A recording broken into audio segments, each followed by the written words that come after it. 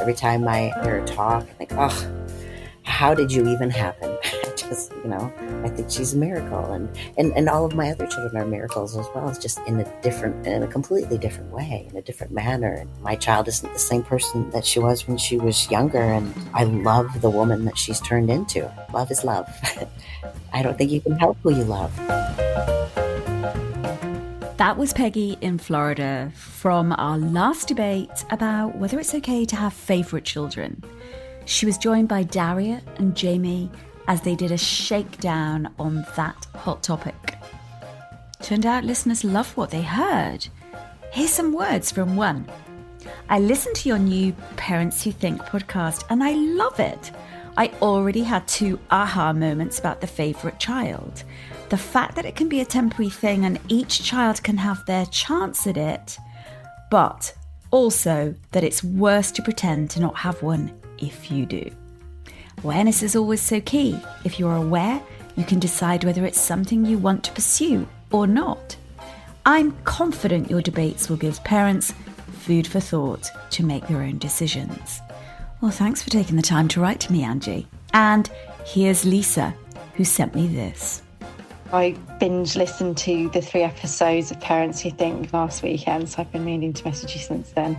Well done. I loved them. I thought it was brilliant. I left you a review, 5-starred you and left you a review. Really original format. I haven't heard anything like it before. And actually, I think the sort of question-answer format does need a shake-up. So yeah, well done to you. Congrats. I hope it's going well and the feedback's good. I'd actually wondered if people would listen to all 3 in a row or listen to them separately. And then I saw on the weekend you'd released the all-together version. Loved listening to your kids as well. I loved all their perspectives. You've done such a good job. I'll be listening to the next one when it's out.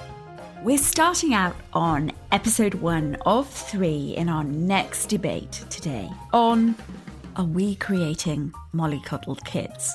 Now, before I forget, for listeners outside the UK, replace spoilt in place of mollycoddled. So that's Are We Creating Spoilt Kids?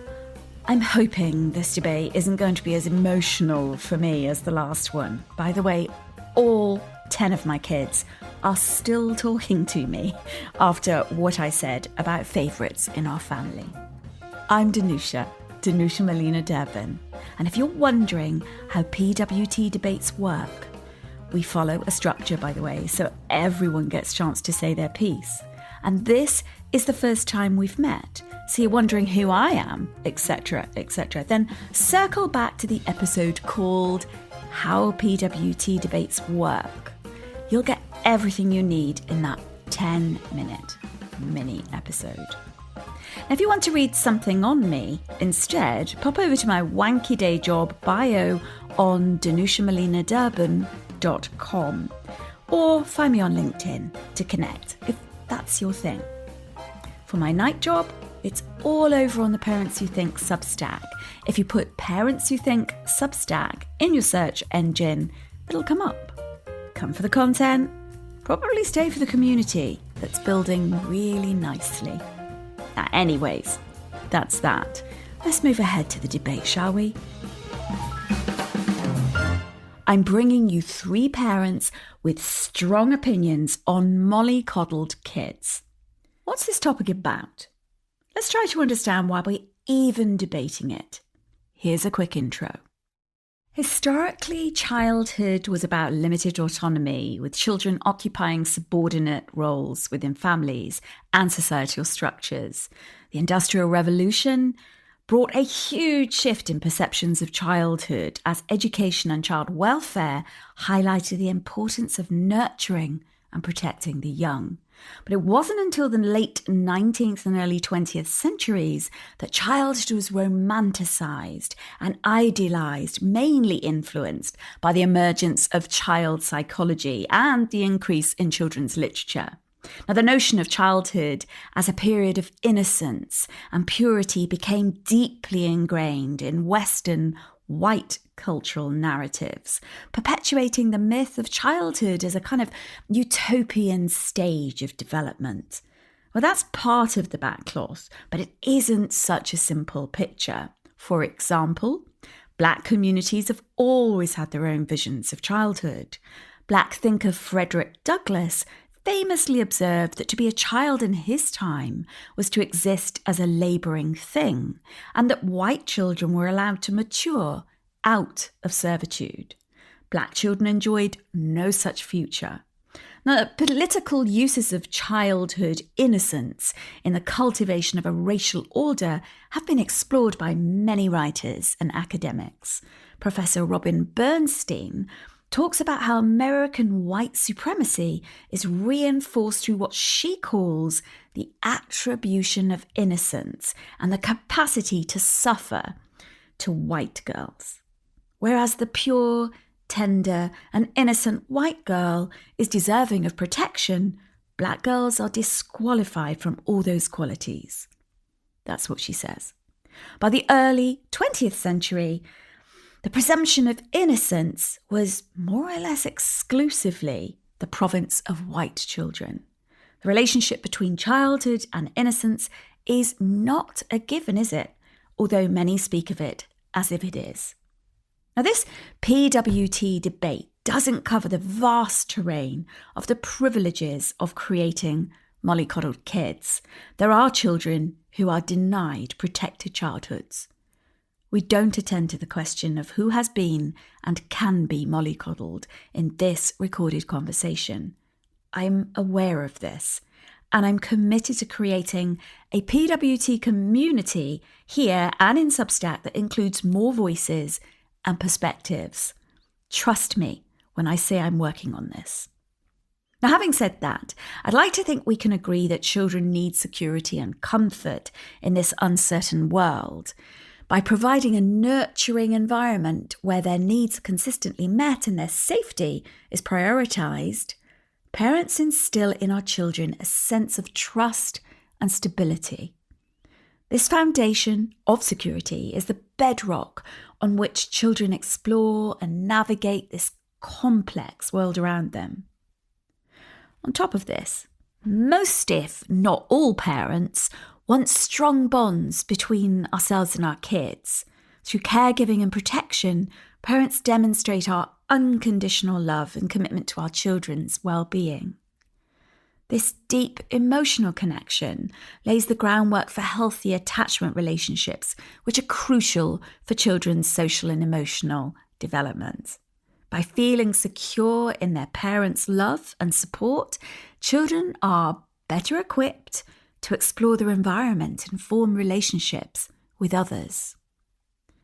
Research tells us that mollycoddling involves shielding children from hardships or discomfort, because making sure they're comfortable and happy is the big aim. It's why I mentioned the change concept of childhood as the context for this conversation, for this debate.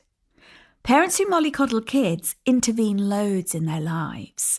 They micromanage their activities, they solve their problems and shield them from failure or disappointment. This approach comes from a wish to safeguard children from harm and boost their self-esteem.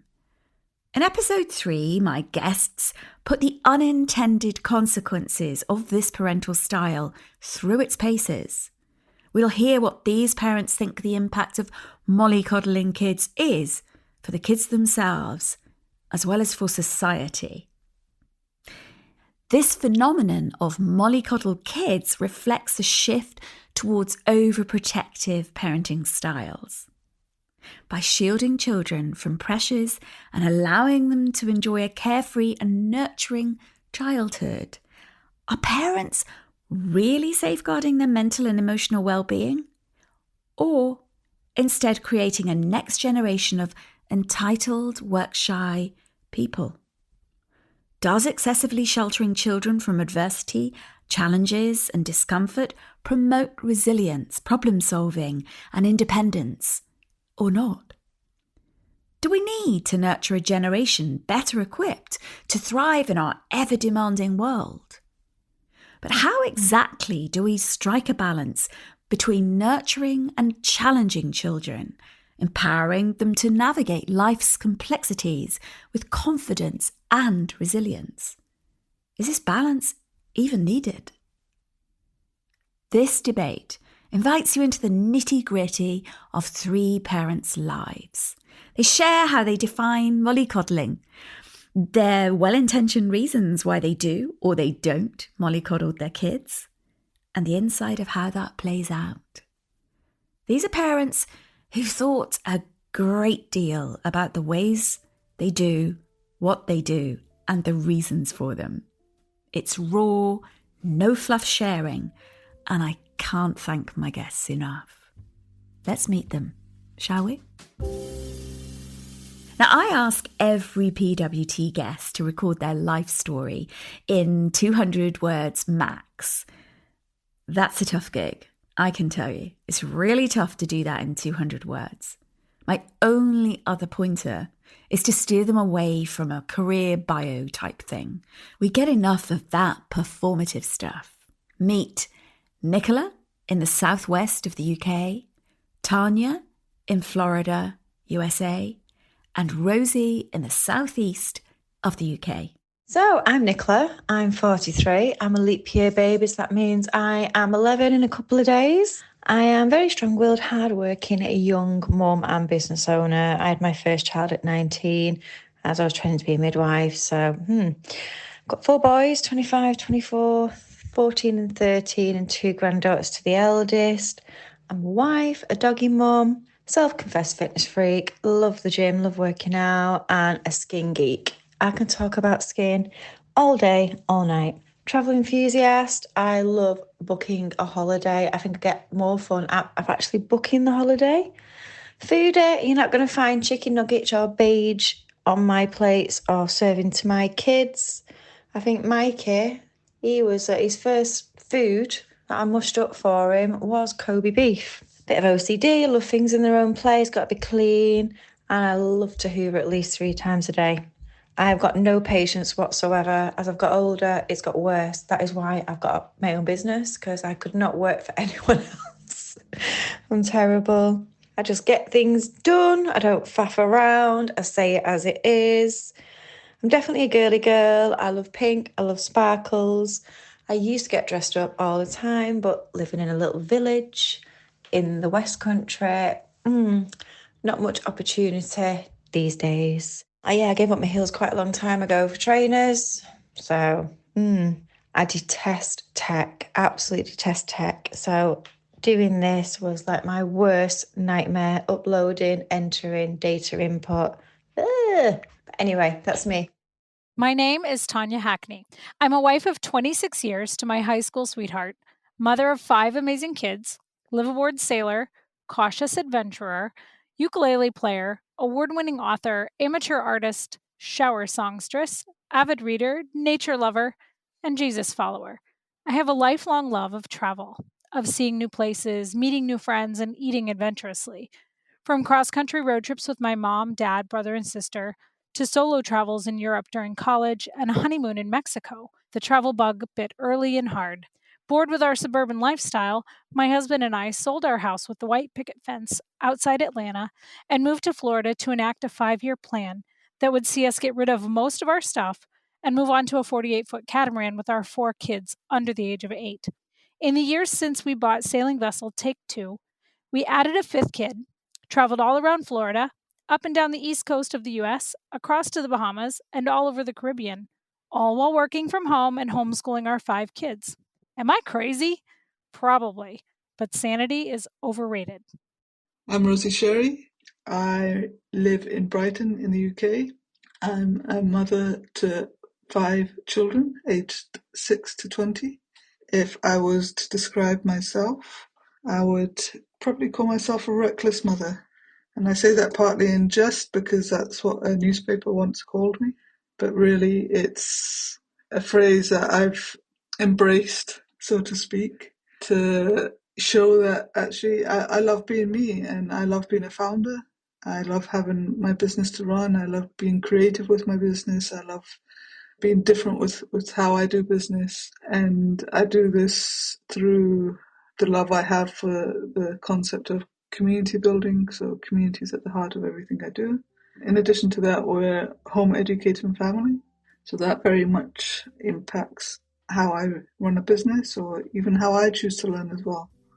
Before we move to the Say It in 6 segment, where guests sum up their opinion on the debate topic in just 6 words, shall we get my dishing the dirt part done? This is where I dish my dirt on the debate topic. If you listened to the last debate, you'll know I found that one agonising to cover. It's one thing talking about a topic generally, and another talking about it from the insides of our family, right? I see this a lot when I hear from people wanting to be a guest on this podcast. They're ultra keen, but then I stress that I'm open to people who will spill the tea on what's really happening, not what in principle they believe should happen when we raise our kids. It becomes a bit awkward when it's a parent coach who wants to come on to talk theory but won't open up about their own experiences. That's a no for me. So one of the reasons, for instance, Daria's voice is so powerful in the "is having a favourite child okay" debate. She's an eminent psychologist who shared her real life struggles as well as her wisdom. First, you know I like to connect how we raise our kids with how we were raised. Even if that connection is that we do the total opposite of what we experienced, there's a link. In episode 3, I'll share on whether I mollycoddled my children or not. For now, here's a few words about mollycoddling and my childhood. I grew up on the edge of Dartmoor, and to get to school, I had to catch 3 buses. If I missed one of the connections, it was a 30-minute walk across bleak moorland in all weathers. I did that walk hundreds of times because my parents left it to me to make the bus connections work. Even when snow hit or connections didn't mesh, it was my job to make things work. Living in a place where transport was hard meant if I wanted to do anything much, I either had to rely on my parents or get canny. My mother passed her driving test, but chose to not drive despite where we lived. My Polish father worked from early morning through to late night. His work ethic included little rest. Sundays were for church and a roast, sometimes an adventure in the car. There was another reason my father wasn't available to ferry me about. I used his taxi and goodwill up because of my frequent dance lessons in the nearest big city. In order to get his buy-in on these journeys, I promised him in a fit of naive optimism that I'd make him proud, which became part of an insane pressure that led to me securing a scholarship to the Royal Ballet. I now feel for my dad, who was never where he was meant to be at the right time. I hung about waiting for him, never quite knowing when he'd arrive to collect me. He'd get there when he could. Not a thought for the situations I had to resolve as I paced street corners on dark winter nights. To add to the jeopardy, I refused to wear my spectacles on account of being called Specky Four Eyes too many times. And so I couldn't see who was who in which cars. I adopted a blanket smile for everyone, just in case it was him. You can imagine, it led to misunderstandings. Was I mollycoddled? No. My parents adopted me in their 50s. They were grandparent-like, and I wondered what it would be like to be one of my friends with their young, fashionable parents. My mother was way more blue rinse than blue jeans, and my father was making money and sipping vodka. Old-fashioned, and of the ilk that you don't grow character by having anything given to you on a plate. I had a lot of freedom within limits. The moors were mine. In the summers, I'd build a secret house, and the Dartmoor ponies were my pets. I showed I could be trusted to walk across that portion of moor umpteen times, and the newsagents and the other small shops were there. My brother and I were expected to do chores, but it became obvious I was being schooled into domestication in ways he wasn't. The assumption was that he would have a wife in the future who would take care of such things, whereas I needed to know how to be a domestic manager. My 2 oldest brothers had already left home, but my brother was given hobby or leisure time, whereas I went to school, learned how to run the home, and my dance was my hobby. Except it wasn't. It was an abiding passion I worked hard at. I adored the rigour of it, plus the disciplines of crafting classical form and technique. On the plus side, my mother had a couple of secrets she shared with me. She loved wrestling and horse racing. On days when her hot flushes needed fanning more than ever and she fancied company because she was lonely, she'd kick me off school and we'd watch a race or two on the telly. We'd fake bet. On those days, she'd offer up the kind of mollycoddling that suited her and gave me something like a holiday from archaic expectations. And all I can say is she became a different woman when that wrestling came on. I liked that a lot. And that was my kind of being mollycoddled by my mother. My father's life hadn't equipped him to ever consider mollycoddling as an option. His escape from a war camp as a young boy left deep wounds. And I'm trying to think what he'd say if I asked him now about this. His vodka drinking? Or was his way to cope with horrors he'd witnessed and taken part in? His bit of frippery, and if you like mollycoddling, was that he used to lift me up, pop me on the kitchen side and say, "Danusia, you're cooking a munya. What are you?" He'd make me repeat the word, cooking a munya, and we'd laugh. I used to ask him what that meant, and he told me, it's a girl who's untamed. That was my mollycoddling. Let's move straight on to Say It in Six with Nicola, Rosie and Tanya. So you say it in six. Say it for me, Rosie. Yeah, my say it in six is, whose standards are we measuring by? So by this, I mean, I guess that everything about me is rethinking the status quo, rethinking my life, not being happy with the status quo, to be frank. Rosie kickstarts this with a philosophical say it in six. Whose standards are we measuring by? Let's hear where Nicola takes this. We are definitely mollycoddling our kids. I believe the generation I'm now growing up, not my older children, but my younger children, I think due to me being older, I'm definitely mollycoddling my children because I want to protect them from the big bad world. So you are mollycoddling? I am now. I never used to. With my eldest, definitely not. My two youngers, I do. Yes, unfortunately, I know it's not great for them. Well, that puts a different slant on things. Nicola never used to mollycoddle her first two kids, but does her youngest two. Okay. So you're saying in six. If you could tell me, Tanya, what's your say in six? Our culture is raising weak kids. That sounds like a really strong statement. Our culture is raising weak kids. Yeah.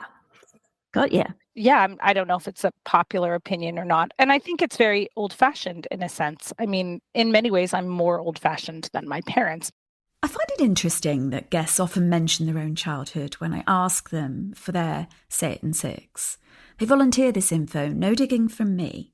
Maybe to you that's not a surprise, or it's dull. But I find it illuminating that people from different parts of the world refer to their roots so easily. Tanya's a clear yes to are we creating mollycoddled kids? Nicola also says we're mollycoddling, but brings nuance to this as she hasn't always been a coddler. Rosie throws the debate up by interrogating the premise of the standards by which we judge mollycoddling. These parents plant their flag and say, this is my opinion, there are many, maybe like it, but this one is mine. Of course, even when people on the surface seem like one thing, or think a particular way, is it ever really that simple? Usually not. I've got this feeling we're going to get a lot out in the open in this debate. It's an inkling, nothing more yet. Let's get into the pea that fits me segment. The P that fits me is where guests name whether they think their opinion is predictable, progressive, or polarising. This is their view of their opinion rather than how they think other people will perceive them. Even that's sometimes tough to disentangle. I mean, none of us are immune to considering what others will think of our opinions. You'll hear more on that later in this debate. Before we hear the P that fits today's guests, a quick recap on how those Ps are defined. It's basic, we're really not getting scholarly about it. I share definitions, by the way, with guests before we speak. So predictable is a commonly held opinion by lots of people. Progressive is a forward-thinking opinion that possibly expands predictable understanding. And polarising, it's an opinion that's more extreme in relation to predictable thoughts on the topic and probably goes beyond progressive ideas. These opinions might also elicit strong response. Now bear these definitions in mind as you hear which P guests choose. Tommy, when we look at the P that fits me, which one did you choose? Were you predictable, progressive, or polarising? I said that it was polarizing. It's a polarizing opinion because I think I'm now so old-fashioned that that I'm countercultural.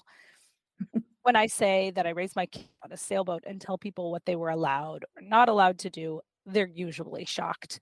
We did a whole year without screens, for example, which is just shocking in this day and age. While people we might kind of look around us, employers might look around and say they're having a hard time finding good employees who know how to come to work on time and get a job done, or they're spoiled and they ask for things that they shouldn't ask for. I think people might look around and agree that we're, collectively mollycoddling our kids.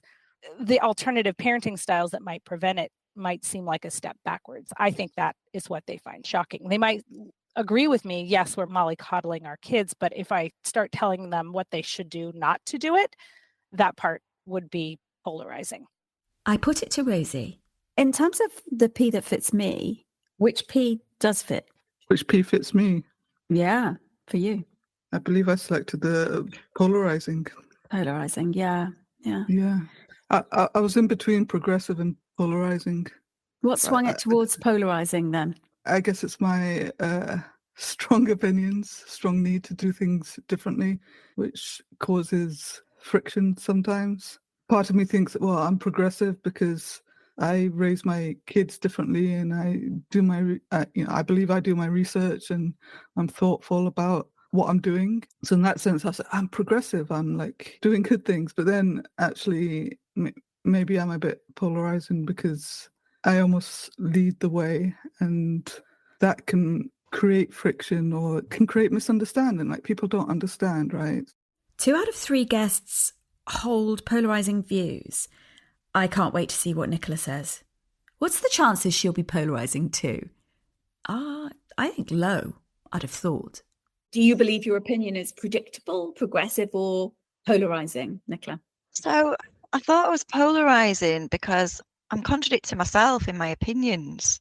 One instant, I don't mollycoddle, but then 10, 15 years later, I am a mollycoddler. So I kind of polarize myself. Brilliant. Does that make sense? It does, because, you're polarizing within your own life. Yeah, totally. And it's like, how has that happened? That's not what other people. This P that fits me isn't about what do other people think of your opinion. No, well, God knows. That could be anything, couldn't it? But actually, what do you think? And it's like you polarize. You cut across the extreme. Yeah, totally. We have a hat trick, a polarizing trio of guests. Did I know this was coming when I chose these guests? Not at all. Nicola, Tanya and Rosie all mentioned their childhood and compared how they're raising their kids in similar or different ways to how they were raised. Here's Rosie on why living by previous standards wouldn't feel right for her. I look back in time and how I've grown up with my family, for example, my parents, my grandparents, or how other people grow up. And obviously we don't live like how we used to, compared to 20 years ago, 30 years ago. The world has changed. If we were to live by the standards of our parents or grandparents, people would, it wouldn't feel right in today's world. So I guess like when I'm thinking about whose standards are we measuring by, it's like I'm creating my own standards, and I feel like I have every right to do that, and I enjoy doing it. And I guess the more the world moves on in the current state is, yeah, I guess it's wild out there, and we're able to be more independent as human beings. So if we're talking about mollycoddling, by whose standards? Certainly, like, I'm going to go with my standards and create my own, basically, is how I'm thinking. And I'm going to, as much as possible, be aware of other standards or, stuff like that. But like very much, I care about what I think and how I feel as a human being. How were you raised in terms of mollycoddling? Oh, good question. Yeah, how was I raised? I guess like I was relatively free, maybe too free. I guess my parents were quite hands-off, but they always tried to give me the best that they could. And the best that they could was varied. It was varied at different stages of my life, just because of life situations, health issues, job issues, all of that. So, I don't think I was mollycoddled in that sense, but they definitely kind of prioritized us as the kids over themselves, I would say. But I don't think I was mollycoddled. I had a lot of freedom, and that I think was a good thing. Yeah, it's interesting. I had a lot of privileges, but I also just I guess like as I got older, I had less privilege because of our life situation. So I kind of like just had to get on with stuff, and it was fine, to be honest. It was just like I'm getting on and doing my own thing, and I think like as a result, I left home when I was 18 because I was like, well, I need to go do what I need to do. I traveled halfway across the world on my own and just made my own way. So yeah, I guess that's, if we're looking back at my life, that's kind of like my situation is like I never expected them to provide for me. And that's, I guess, like that's made me who I am. That's made me strong, I guess, as I reflect on it. I do reflect on the fact that I'm grateful for that, but at the same time, life could have been so much easier if I wouldn't say it was mollycoddled, but if they had like planned a bit more, had more, like a bit of forward planning. But I also appreciate in life you can't always do that. What do you mean by planning? We moved around a lot. We traveled a lot. I guess I would call my mom very ADHD-like.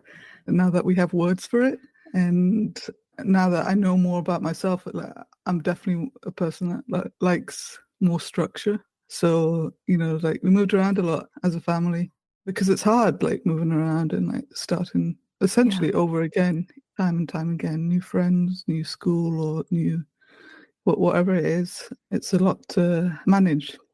How does that relate to mollycoddling, do you think? That mobile, hard starting again life as a child? It's, the constant moving, I guess. It's like, how can you focus on the child when you're constantly moving around and constantly have like all these things to manage, and like, money worries as well often come into it. Yeah. And I guess like when I was setting up my life, I always wanted to do the opposite. I was like, I'm staying in one place. I don't want to move around. I don't want to start again. It's exhausting for me. And I want to be able to have a life where I can give that structure to my kids, or give that foundation, that place. Yeah, so it's interesting you've swung the other way and made a pact with yourself to provide that static foundation for the kids, for yourself, but also for the kids. Rosie left home early to make her way, to do what she needed to do, and to settle in one place. My mum tried to mollycoddle me, but I think we butted heads because I was so independent and wanted to be a grown-up far too early. I mean, I left home at 16, but then because of the things I was doing, she really overcompensated with the other three. They couldn't do anything. But I think they were quite happy. They were totally different to me. Whereas I wanted to be out in the world doing what I wanted to do. They were quite happy being at home and mummy and daddy looking after them. So, yeah. So you refused Which to I be suppose Molly. I refused, yeah, because I was a big grown-up girl and I knew everything by 12, obviously not. And I just saw my mum when she was being a bit overbearing as being overbearing, but it was just she was trying to protect me from the big world that I thought I knew, and I didn't. Even now, Nicola doesn't want to be mollycoddled. She says this about one of her siblings. My younger sister, it's not a nice thing to say, but she's wet behind the ears. She's 33, only just passed a test. If her husband's out of town working away, she has to be at my mum and dad's because she just can't cope with life. And it's like, grow some love. And she, she's the baby of the family and being pampered to every whim. I just couldn't be like that. What was it that made you want to escape that protection? Obviously, you didn't understand it for a start, but what was it compared with your siblings? So I was just so independent and I felt like I was being suffocated, and everything I wanted to do, I was very daring. I wouldn't think of consequences. If I wanted to do something, I'd just go do it. My mum is totally polar opposite to me. She worries about everything. I mean, walk into the shop, you might get killed apparently, which you can, but you don't have to worry about that, do you, at 12? So I was always sneaking off to Manchester city centre. I'd go down to the bottom of the street, jump on a bus on a Saturday and have a great Saturday afternoon in Manchester without my parents knowing. Then I'd get in trouble on return and I couldn't see, I was fine. I got to Manchester, I had my fun, I'm home safe, what's the problem? Obviously, as an adult now, I can see that being a problem. I wouldn't particularly like it, the boys sneaking off. Yeah. Me and my mum were terrible. As a little girl, it was fine. It was all hunky-dory. I was a little princess. And then as I got to teenager and I changed, we had many arguments. I was grounded. I can't remember how many times. Yeah, many arguments, door slamming, I hate you thrown around quite frequently. Screaming into the pillar. Dad was okay though. I was Daddy's little princess. So with Dad, he used to do nice things together. We had a very similar personality. We could have a laugh, have a giggle. He respected my views, whereas Mum didn't. She was clear cut. You do as I say. And there was no room for an opinion. Dad would ask me to do things, whereas Mum would tell me. So, because I'm being headstrong, if someone asked me, I would try and, do as they asked. But if you tell me to do something, I'll do the opposite usually. I asked Tanya if she was mollycoddled. You probably know the answer she gave me. Yeah, not mollycoddled. Not at all. My parents were pretty old-fashioned, and I would say they would probably be in the authoritarian parenting style, definitely not the permissive parenting style. I'm a product of the 70s and 80s. Mm-hmm. And so I think parenting kind of went in two directions, as it does now. Probably we just rename things every few years. Like there was the Dr. Spock book that came out, and a lot of parents adopted the permissive parenting style. My parents had been raised in religious homes, and so, they were the if you spare the rod, you'll spoil the child kind of parents. And so the expectations were very high, although they themselves, I think, came from really difficult homes. Breaking generational patterns is something we talk a lot about these days. Maybe it's hard to believe, but this hasn't always been seen as possible. So what I didn't like growing up was that my parents could say, because I said so. Like I hated because I said so. Now I've used it on occasion, but only, in extreme circumstances. I also hated that my dad said, do as I say, not as I do, which just sounds like hypocrisy to me and felt a lot like hypocrisy. I now see that he was saying, I have screwed up and I don't want you to repeat my failures. Like I can hear as a parent now what he was trying to say. At the time, I just thought like, well, then set a good example and then you won't have to say that. So I actually didn't like the way that they disciplined, but I appreciated that they set the high standard. So I wanted to set the high standard with, without the hypocrisy and without the silence. There was a lot of discipline and anger when I was a kid. So we've definitely improved on that. But I came from a place of high expectations, the expectation of obedience and risk and reward, punishment and reward, really I prefer the word correction in my own family, but there was definitely punishment and reward in the family I came from. And so I kind of go in the other extreme. I do expect immediate obedience, certainly when the kids are younger. As they hit the teenage years, we're moving into a more equitable relationship. So obviously the relationship changes and you're not threatening to spank a 12-year-old. If you have to spank a 12-year-old, you did something wrong when they were 2.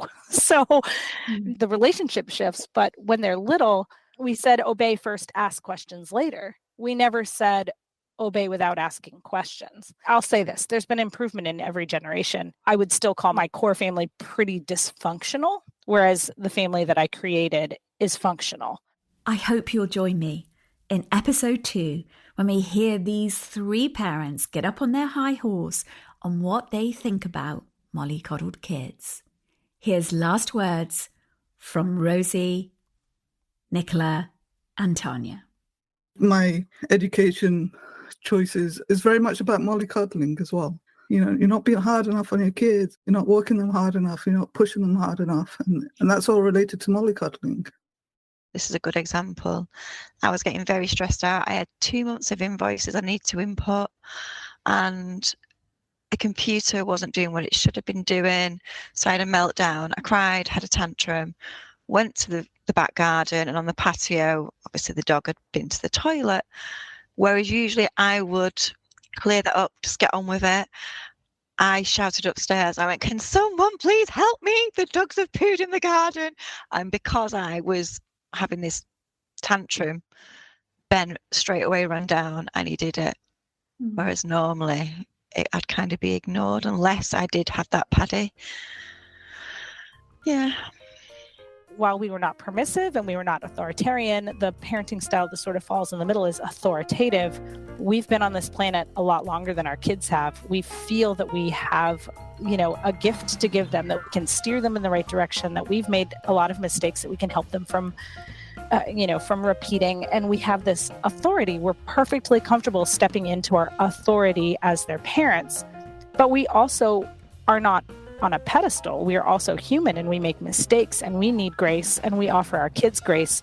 So I think that's where maybe I would love to think that I've improved on the childhood that I had, because we have an open relationship with our kids where we're able to talk. It's not the old generation of you should be seen and not heard.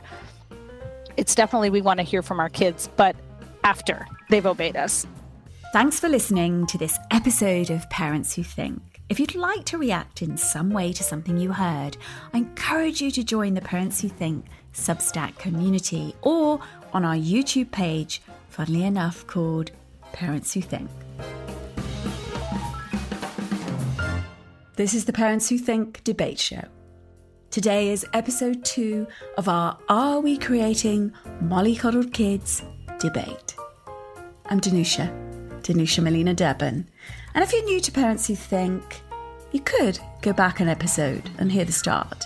If you do, you'll get to know guests and understand the dynamics of PWT debates. You'll also hear my 3 guests briefly share their life stories, sum up their views in 6 words, and discuss whether they consider their opinions predictable, progressive, or polarising. But here's the thing. You don't need to do this to get the gist. Let me help you. All my guests think their opinions are polarising. That's right. We've a trio of parents with super strong opinions.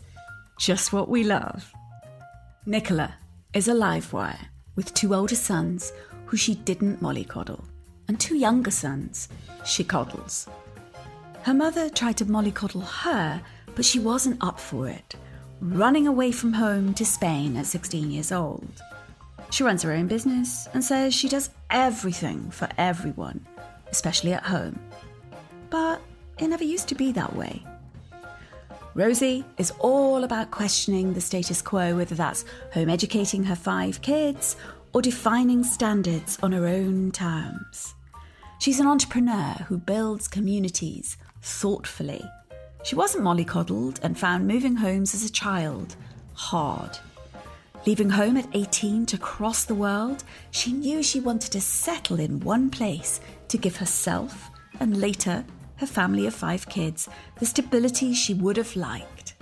She identifies as a mollycoddler, but not in the micromanaging helicopter kind of ways. Now, Tanya designed an adventuring life with her husband for herself and for her children, her 5 children. You'll hear her describe how living on a boat shaped the way she raised her older ones as well as the remaining kids at home. She's certain we're creating weak children, so mollycoddling is something she's against. She was raised with authoritarian parents in an environment in which punishment and reward was deployed, sometimes in anger. She wanted different for her family, and she's making it so. Oh, and I dish the dirt on where I'm coming from too. I share a bit about my own childhood and whether I was mollycoddled. I talked about long walks home, miles across bleak Dartmoor, and how my parents made me do that, whatever the weather. No tiny violins in the background as I speak. My mother and father mollycoddled me only as much as their own histories and resources allowed them to. It's exposing to tell our origin stories and our truths. It's the same for debate guests and for me. And that's why it needs to be done, not because we like wanging on about ourselves, but because knowing how other parents think and how they experience things is good. It's nourishing. It helps us find more of who we are. We need to hear different perspectives. Now first, a quick recap from Nicola, Tanya and Rosie with a smidge of me. Then we'll hear guests get into the core debate in the Get Up on Your High Horse segment. This is debate done different. Let's hear how. We are definitely mollycoddling our kids. I think due to me being older, I'm definitely mollycoddling my children because I want to protect them from the big bad world. So you are mollycoddling? I am now. I never used to. With my eldest, definitely not. My 2 youngers, I do.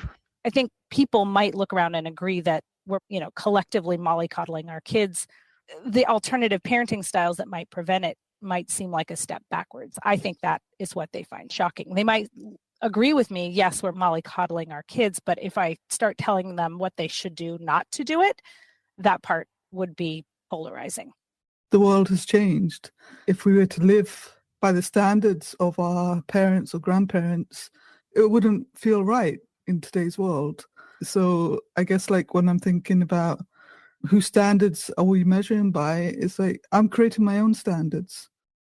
In debate 1, we talked about mollycoddling as if we share understanding of what this is. Now, each PWT guest in this debate said their opinion is polarising. But maybe they're not comparing like for like mollycoddling. Take a moment. What do you think mollycoddling is? Is it parents who do everything for their kids right up to when they're, say, 40? Those parents who wait hand and foot on their kids like their offspring are little princes and princesses? And is it parents who won't have a negative word said about their child because they're overprotective and blinkered about their kids?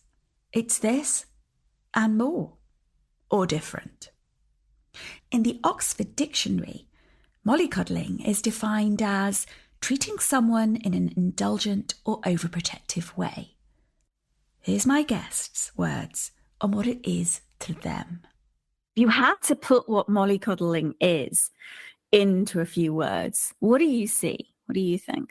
I guess in my head, without jumping to Google, quickly, sneakily, behind the scenes. That would be funny, wouldn't it? She said, quickly doing it.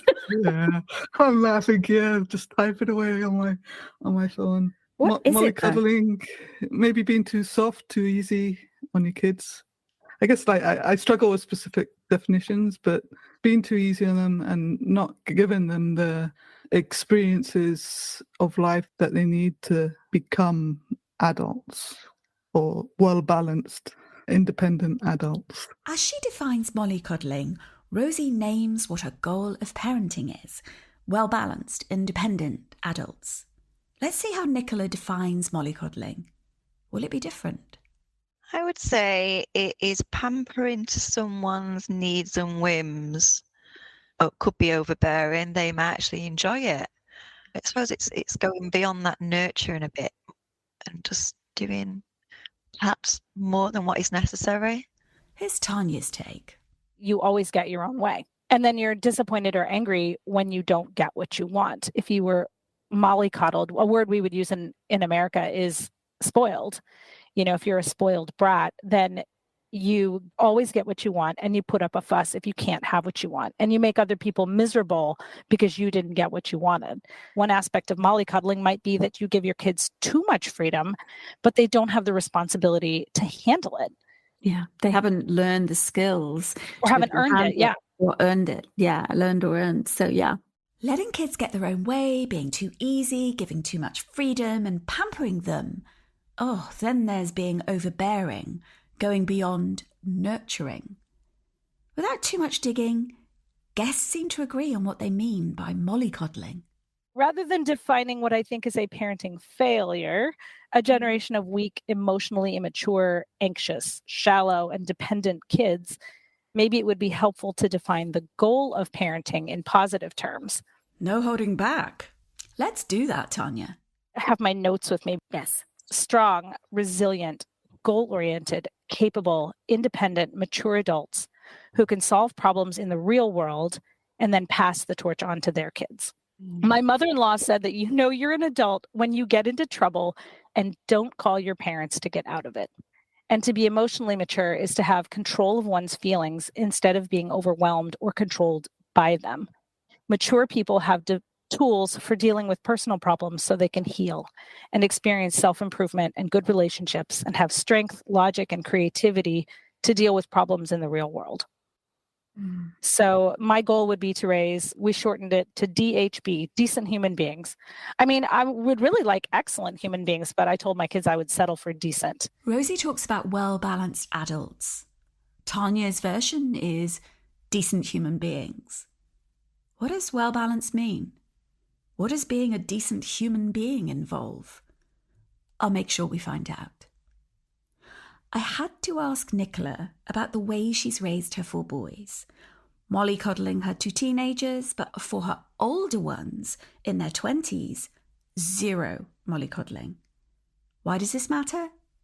Because her goal in parenting must have changed. So what's really fascinating is that for you, the first 2 weren't mollycoddled and the second 2 are. You've changed your behaviour. Yeah, I've contradicted myself. Yeah. Obviously, I've grown up massively. I've had to. And with the 2 younger ones, I was on my own, raising them, doing midwifery. Didn't have a car, so I was public transport. So everything was just dun, dun, dun, dun, dun, 100 miles per hour. Even though now I've still got my businesses, I'm still busy. I'm definitely more laid back and chilled and settled in my life and me as a person. I know who I am. It sounds like maturing, well, finding out who you are. Like you couldn't be older than you were. You were creating who you were alongside raising the boys. Right? Exactly, yeah. It was like I was a child having children and trying to find out who I was, well, trying to be the best mum I could be, trying to get my degree, trying to make, the bills at that time. It's all hard back then. Whereas now I'm in a happy marriage, I've got a nice home, I've got this, I've got that, and everything just goes along nice. So I've not got them external factors that I had when I was 19. Nicola was a young mum, trying to make everything work back then with her first 2 sons. Did tough circumstances like studying and paying bills mean she wasn't thinking through what kind of adults she was shaping her older boys into? The idea that we consciously consider the outcomes of our parenting rests on the assumption we've time, energy, and interest in future shaping our kids. Many people get through just hoping for the best outcomes. That includes coddlers and those who don't mollycoddle. I mean, God forbid that my 2 older boys, I know they're prepared for the world and they're streetwise, they're savvy because of the way I didn't mollycoddle them. Whereas my 2 younger ones, I am absolutely dreading when they say, oh, I want to go maybe to a city to have a night out, when they're older, because, we're in this little perfect quaint village with the stream and the brook. They go to a boys' school and they've just definitely had different upbringing to my 2 older ones. And I can't see them being street savvy whatsoever, because I've just tried to put them in this nice, perfect little bubble. I try and make everything just right for them. Not that the 2 elder ones went without anything, they had what they needed. Again, mum and dad did play a big part in helping me out with them too. But the 2 older ones definitely think Mikey and Ben are spoilt. They have more. But more in, like, we never went to the Caribbean when Cameron Owen was young. It was Mallorca, where Mikey and Ben, they go to Australia, they go all over. But that's also because I've grown up. I want more. And my income now allows me to go to them places. Why should I cut my nose off to spite my face? If I want to go there, I'm going to go and they have to come with me. That's it. They come along at a different timeline and it's lucky for them. It's when we're comfortable. Rosie puts more meat on the bones of her parenting goals. I want a good relationship with all my kids. I want them to grow to be as healthy and, independent as possible. But the path for getting there is going to look different. We can feel guilty about that as parents, or we can accept it and just say, well, humans are really different. So if we go back to whose standards are we measuring by, if our kids were at school, they would all be under the same standards. Like everyone pretty much gets the same, or it's hard if you have a disability to get different treatment. You can, but they still make it hard. And it's tough. I think it's tough. I want to pick up on something very quickly. You said that don't we all want to have independent children? I'm wondering if that is actually the case, Rosie. With everyone, is what I mean, with all parents. Well, exactly. So by whose standards are we measuring by? For me, that's what plays in my head constantly, is that I want my kids to be independent. I want them to find their way in life. And that's kind of like an overarching goal of mine that I look for. When you have kids who are neurodiverse and have struggles with life, that's a very valid thing to be working for. It's challenging, right? Because every parent will have their own views of what their children should grow up to be, and perhaps as a result they get mollycoddled because they're trying to make the path as easy as possible to help them get into university or to help them find the path that they need to go on. Whereas for me, that's not, of course it's on my radar that I want them to do well in life, but I don't have goals for them to go to university. I have goals for them to be comfortable in their own skin and to be able to get on in life. I guess that's a slightly different perspective than some people might have. But I also think the world is changing again, and we're creating our own standards as parents, and we're trying to create standards for our kids, and we're trying to help our kids see they can create their own world. Raising neurodiverse kids puts a whole new slant on things. How do those of us with neurodiverse children define and need to redefine what mollycoddling is in this neurotypical world? Being comfortable in their own skin and to be able to get on in life.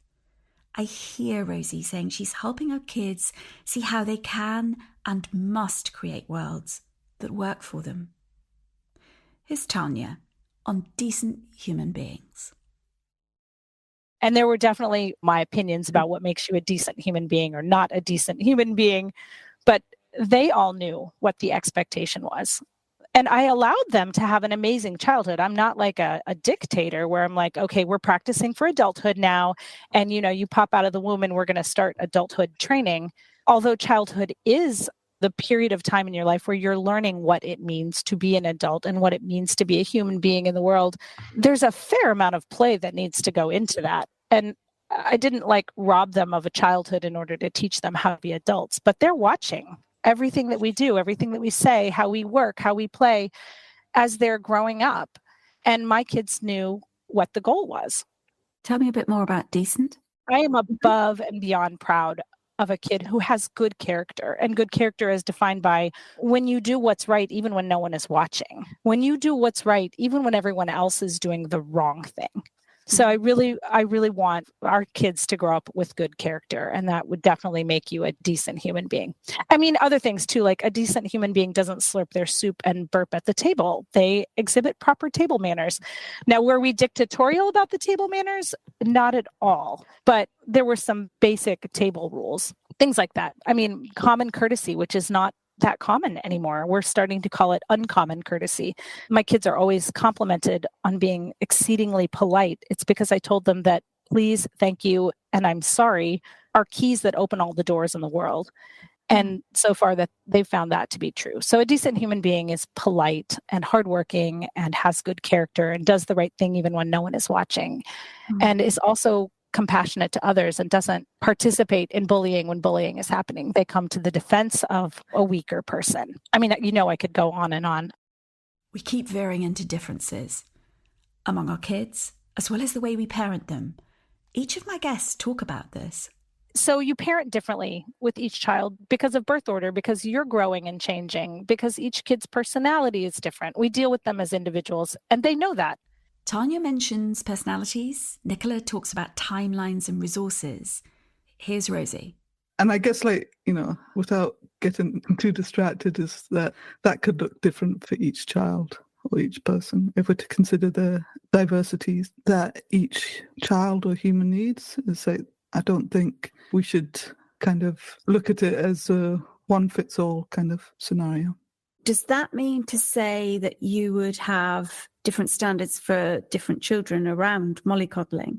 Because you've obviously got 5. So do you have different standards of mollycoddling? I think I probably do. I think I'd be lying if I don't. I think overall we have general standards that we want the best for our kids, and we want our kids to be independent as quickly as possible. How that actually happens looks different for each child.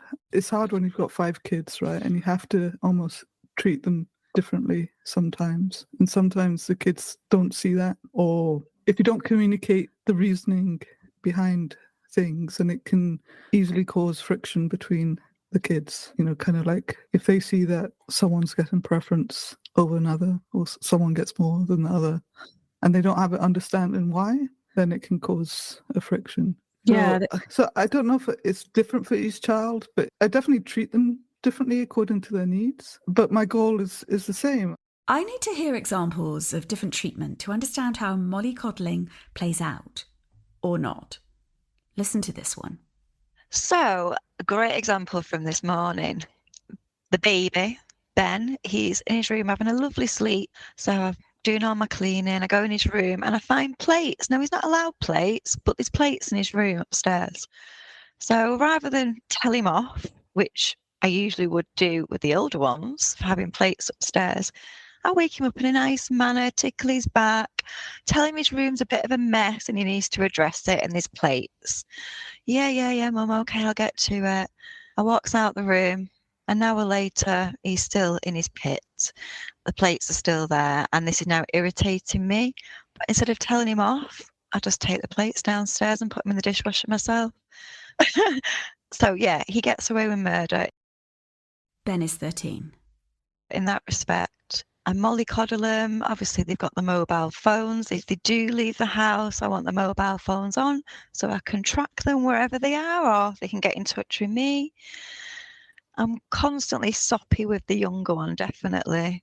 He's the apple of my eye type thing, and he gets away with anything with that small grin that he does. I do everything for him, to be honest. From that extreme, let's visit being at sea on a boat. We had our fair share of hardship. Our kids were not sheltered from hardship and storms at sea and discomfort. Maybe it was the homeschooling that helped with the self-discipline and self-direction. Maybe it was because we had a rigorous chore chart. Like from the time that you're 3 years old on our boat, you have chores. If you experience the fun and joy of the family, you are expected to do the work of the family. If you eat the food, you help prepare the food or clean up after the food or shop for the food. Like basically, if you don't work, you don't eat on our boat. And that sounds harsh, but it's also a harsh reality in life. And we also expected obedience from our kids. I mean, immediate obedience, like obey now, ask questions later. And for us on the boat, that is largely a safety question as much as it is a we would like to like our own children question. If I said to a kid, you go do this, and then they do it, they can come back to me later and say, like, why did you do it that way? Why did you ask me to do that? And then I would be happy to explain. And in some cases, in an effort to swing the pendulum, I over-explained. And my kids were like, it's fine, Mom. I'll just do it. You don't. Like, they would start yes-mamming me to get me to shut up. Like, stop explaining yourself. It was the moment to ask Nicola this. So do the young boys do any chores? So I'll ask them, and this is not every day. They won't do something every day. But if I say, can you put the dishwasher on? They'll do it after a bit of pushing. They will walk the dogs for me, but no, they don't get up and think for themselves and go, oh, right, Mum's working today, so I'll do the hoover, or I'll empty the dishwasher. Oh, I'll walk the dogs. I have to prompt them to do anything. This is a good example. I was getting very stressed out. I had 2 months of invoices I need to input, and the computer wasn't doing what it should have been doing. So I had a meltdown. I cried, had a tantrum, went to the back garden, and on the patio, obviously the dog had been to the toilet. Whereas usually I would clear that up, just get on with it. I shouted upstairs. I went, can someone please help me? The dogs have pooed in the garden. And because I was having this tantrum, Ben straight away ran down and he did it. Whereas normally I'd kind of be ignored unless I did have that paddy. Yeah. So that's what it takes. It takes you having a meltdown and to get things done. Tanya's kids obey, then ask later. Nicola needs a meltdown before her kids help in the house. Rosie is keeping her kids away from bad situations. Here's how.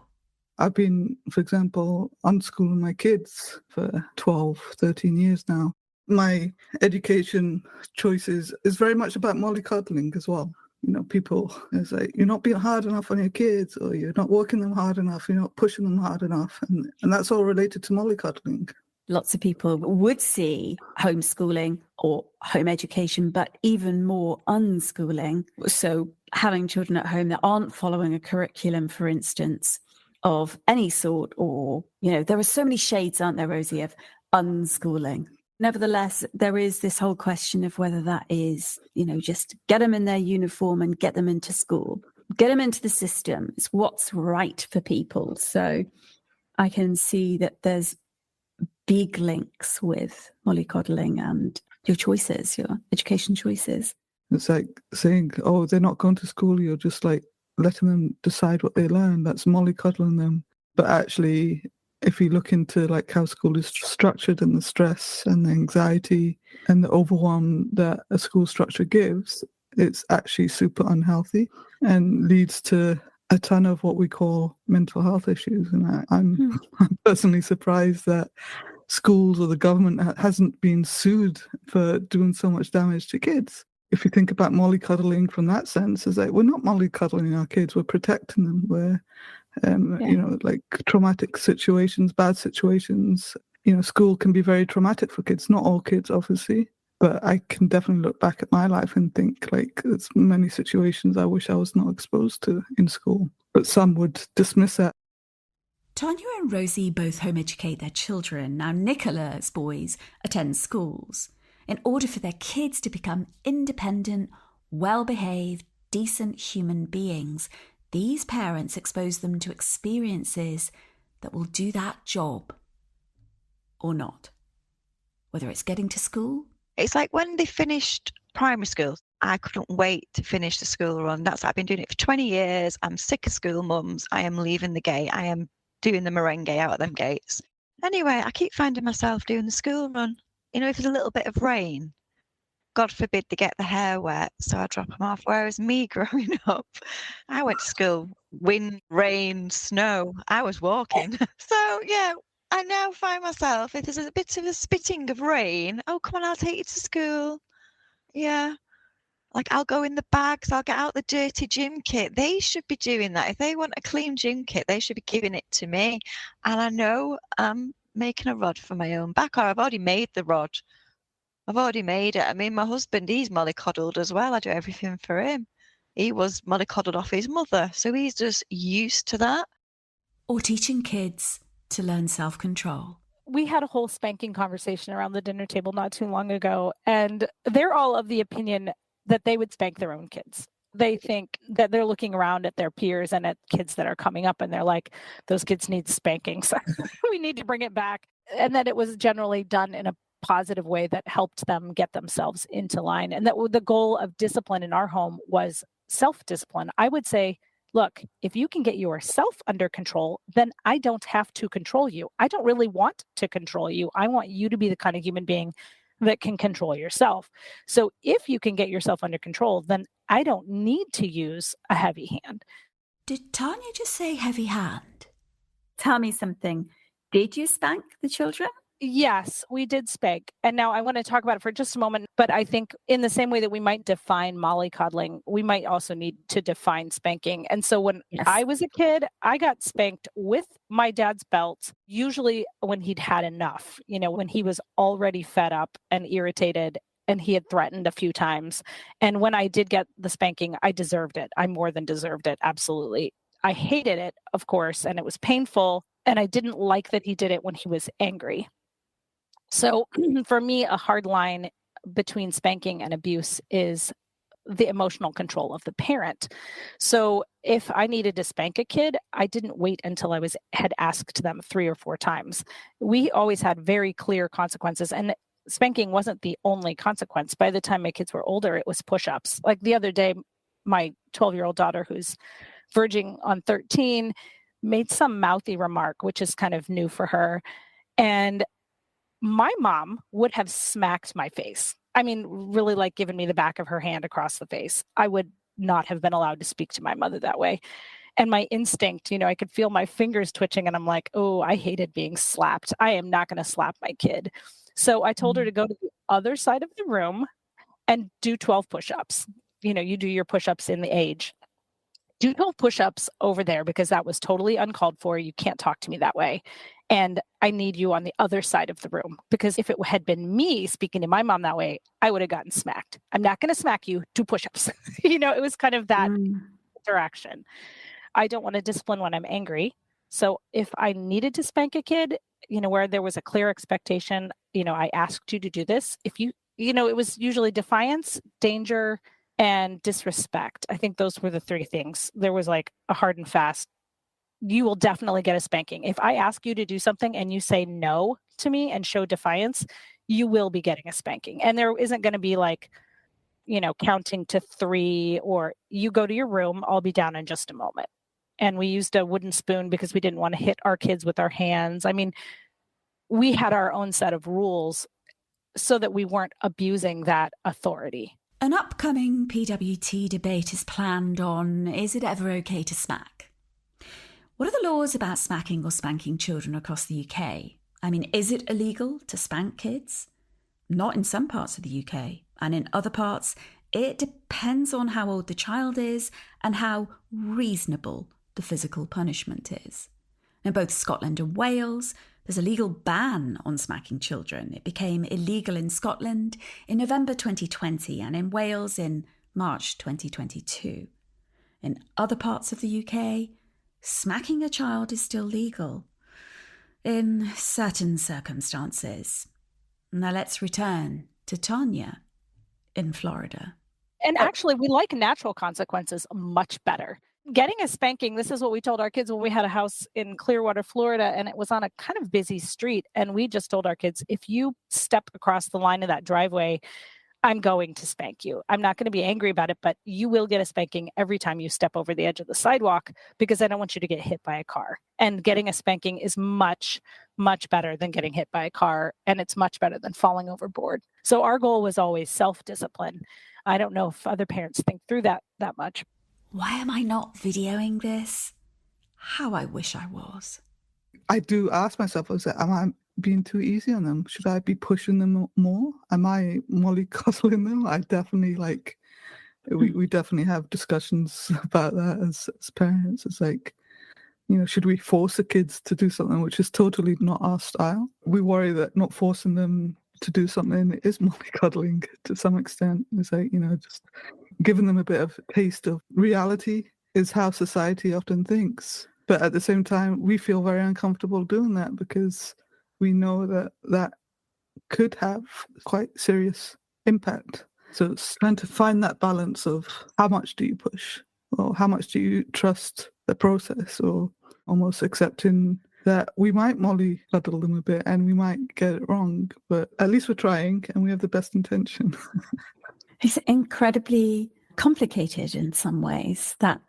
So the choice to build your own standards, almost countercurrent to typical society, and opens up your entire relationship around, well, what do we ask them to do? What actually do we? Are you asking anything of them, or what are you asking and why? What's it for? Like, you're really questioning pretty well everything here. There's a difference between being comfortable in their skin and what will they do for jobs. In other words, all these discussions and thoughts like rolling round with great care. I mean, incredible care. Yet, Rosie, it sounds experimental. It is experimental. It is, I think. But so is the school system. But because it's been around for 100 years, people don't see that. So it's like, yeah, we'll experiment and we'll do our research and we'll try to get things right, but we will get things wrong. But, I try my best not to feel bad when we do get it wrong. But the reality is the flip side is also experimental. Like, putting kids on the naughty step is experimental, right? What's not experimental about that? It's an approach, for example, that, some person has come up with and has stated it's a good idea, but actually it's not, at least in my opinion. But, how is that not experimental? Like, any advice you get is experimental, and the advice you get 50 years ago is going to be laughed upon now because it's like so wrong, or like our understanding of how we should live has moved on.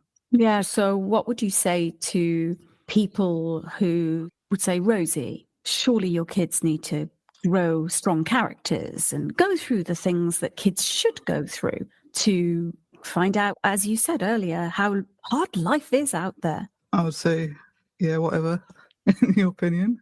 They don't have to. I just don't think they have to. Why not? Because they're great human beings that we don't have trust in, and for some reason society thinks of kids as not being these human beings, and we have different standards for adults than we do for kids. What we do to our kids, we wouldn't do to adults. You wouldn't stick an adult in a naughty step. You wouldn't stick an adult in isolation. It's like, it's not good, right? It's just like, dude, that's cruel. It's like so cruel. Like, the things we think are good for our kids, they're not good. Let's revisit that moment when Nicola saw forbidden plates in her youngest son's bedroom.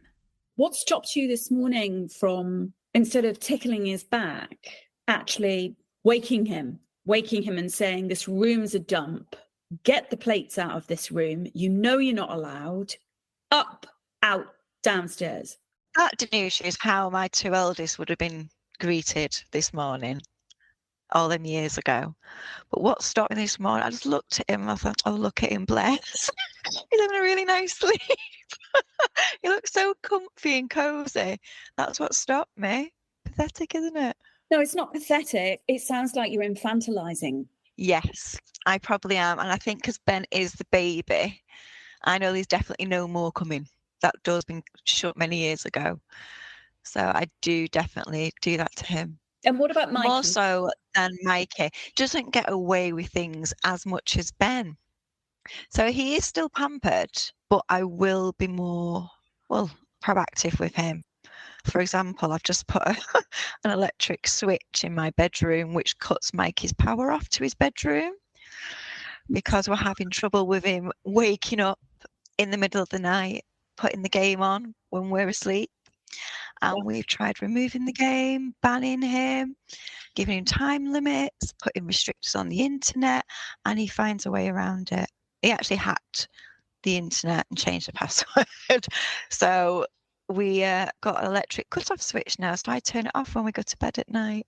So yeah, I think I am definitely tougher with Michael in respect to Ben. You've got a grade going on, a grading of tough, non-mollycoddling, a slight middle ground with Mikey, and full-on mollycoddling with Ben. Oh, definitely. You got it to a T there, yeah. In next week's episode, we'll hear Tanya, Nicola and Rosie on what they think happens if we create mollycoddled kids in the if this, then that segment. They'll also share the one habit they have in their life because of their opinions. And I'll also dish more dirt on mollycoddling. In other words, I'll answer, do I mollycoddle my own kids? Our last words from my guests. If we didn't give them that freedom, then the stress it would cause for us to try to force certain ways onto them, to force them to do certain things. They react with stress, and people say, oh, but you're mollycoddling them. But actually, no, it's like we're helping them be good, balanced human beings that are allowed to say no to things, and where they're allowed to get to the end goal in a different way.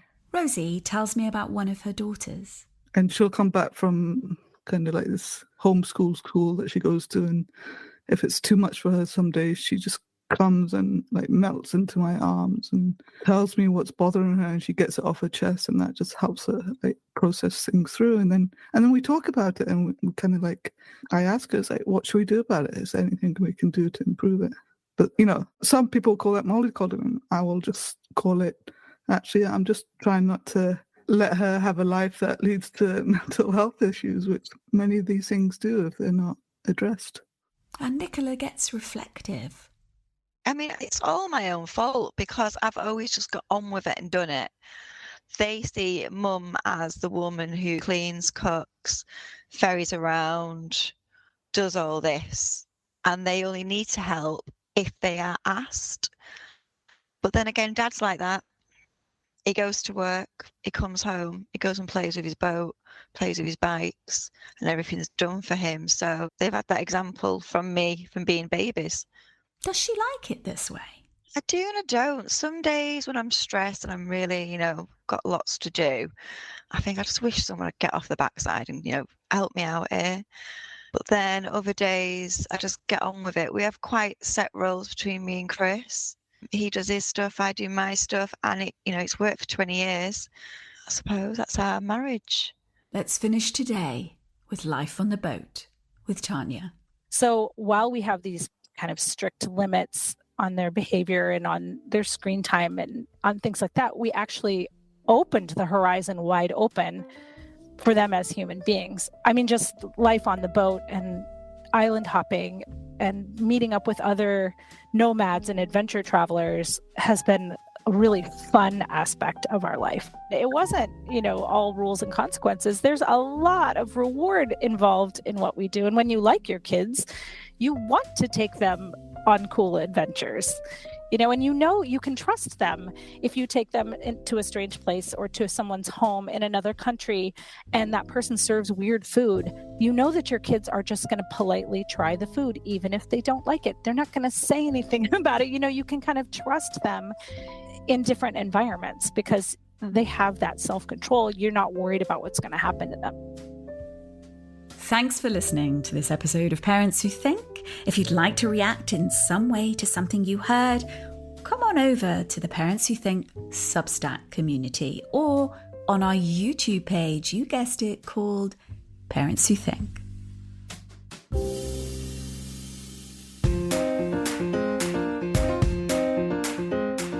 This is the Parents Who Think debate show.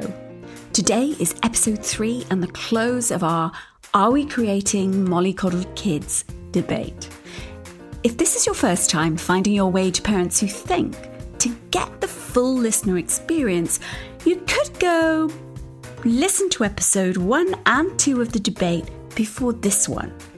On the other hand, you might be the kind of person who likes reading the back of a novel first, in which case, keep listening. Here's what we talked about in episodes 1 and 2 in 11 words. Doing everything, spanking or protecting, our relationship to mollycoddling affects kids. I'm Danusia Malina-Derben. I'm in conversation with three parents with self-proclaimed polarising opinions about mollycoddled children. They've shared why they mollycoddle or not. They've also shared why they make sure they don't mollycoddle. And they shared how they coddle and why. It's a complex picture. My guests have sincere hopes for how their children will turn out as adults. These are well thought through ideas turned into family practices. PWT parents in this debate want their children to become well-behaved independent adults, decent human beings, comfortable in their skin, and to get on in life on their own terms. With these goals, children need to be channeled in directions that get them there, or at least give them the best chance to do this. The experiences we choose to do this shaping aren't going to match the ways others do this. Now here's a quick recap from Nicola, Tanya and Rosie from last episode. Then we'll move on to hear these guests get into the if this then that segment and about the one habit they have because of their opinions. I close this debate out by spilling the tea on whether I mollycoddle my own kids. And news of the next, Parents Who Think debate. I'm constantly soppy with the younger one, definitely. He's the apple of my eye type thing, and he gets away with anything with that small grin that he does. I do everything for him, to be honest. We had a whole spanking conversation around the dinner table not too long ago, and they're all of the opinion that they would spank their own kids. The goal of discipline in our home was self-discipline. I would say, look, if you can get yourself under control, then I don't have to control you. I don't really want to control you. I want you to be the kind of human being that can control yourself. So if you can get yourself under control, then I don't need to use a heavy hand. It's challenging, right? Because like every parent will have their own views of what their children should grow up to be, and perhaps as a result they get mollycoddled because they're trying to make the path as easy as possible to help them get into university or to help them find the path that they need to go on. Whereas for me, that's not, of course it's like on my radar that I want them to do well in life, but I don't have goals for them to go to university. I have goals for them to be comfortable in their own skin and to be able to get on in life. In episodes 1 and 2, we heard how Tanya believes mollycoddling creates a generation of weak, emotionally immature, anxious, shallow and dependent kids. Rosie questions the standards by which we judge what mollycoddling is, and she reminds us about the needs of neurodiverse children. One-size solutions don't fit all. Nicola shared discomfort that she's changed from not mollycoddling her first two to coddling her next two kids. She says this is about life changes. She's older, more settled, and resourced. That's a broad synopsis. It doesn't cover the tender nuances that each of my guests shared on this. It'll just have to do. The next segment is a critical one. We often forget to acknowledge to ourselves or admit to others. I call it if this, then that. Because in any strong belief we hold, we've a picture or idea of what the consequences are of allowing something to be or happen. Now, for instance, if we let our 3-year-old eat sweets all the time, they may get teeth decay. The this is eating sweets, and the that, teeth decay. Or if we correct our 11-year-old when they try to swear, they may not swear in our company. The this is correcting their swearing, with the that not hearing them swear when they're with us. Now, there's no guarantees they won't actually swear in other contexts. That's obvious. The essence of this segment is about the consequences of actions, beliefs, or decisions. I asked my guests, If This, Then That, about mollycoddled kids. Tell me about if this, then that. So if kids get mollycoddled, what's the that? I think things will break. Culturally, societally, I think things will break down. Like everybody who fixes something is somebody's child who is either disciplined or not disciplined. Every soldier who serves on a battlefield is someone's child who is either spoiled or disciplined. And so every aspect of our society, from the top to the bottom, is affected by how kids are parented and how they're educated. If we don't discipline our kids with the goal of being self-controlled, they're going to struggle in relationships, jobs, and all of life's difficulties. Tanya teaches her kids consequences. Discipline is an important theme. Raising kids on a boat brought plenty of opportunities to provide corrections. The this is mollycoddling kids. Tanya's that is a broken society because parents aren't teaching their children self-control. Here she is talking about one of her sons. With Sam at 18 months, his going on deck and falling in the water was not an option. There was no way we were going to let that kid die. So he got swatted every single time he tried to crawl out of the cockpit. And I swear that was an awful week until he learned, oh, my parents are actually going to spank me every time I try to crawl out of this cockpit. It's no longer worth it. I mean, it was a lot of spanking, but we don't want our kids to fall off the boat and drown either. So I'm going to spank you. For Tanya, keeping Sam safe involves spanking. That wouldn't be everyone's choice. But in many ways, that's what she's saying. Society is dissolving because discipline is. If you are the kind of person who is consistent with your consequences, you don't have to use those consequences very often. Like you can say, come here, and they will just come. And then you don't have to escalate it into force. I mean, that's the benefit of, early consistent discipline. Obedience is a quality Tanya stresses. The expectation of obedience first, questions after. If you're going to homeschool your kids and live with your kids all the time, you need to like them. And the only way to like them is to have them be well behaved, or at least know how to contain themselves. Or, if they're being unsociable, they need to be able to go find a place where they can collect their emotions. Like in a small space with a lot of people, it's just not an option that everyone would be out of control. In earlier episodes of this debate, Tanya says how she's more old-fashioned than her parents. I asked Rosie this. So if this, then that. So if you don't mollycoddle, if people are going to say that, yeah? What's the that? What happens if you weren't doing things the way that you're choosing to right now? What would happen?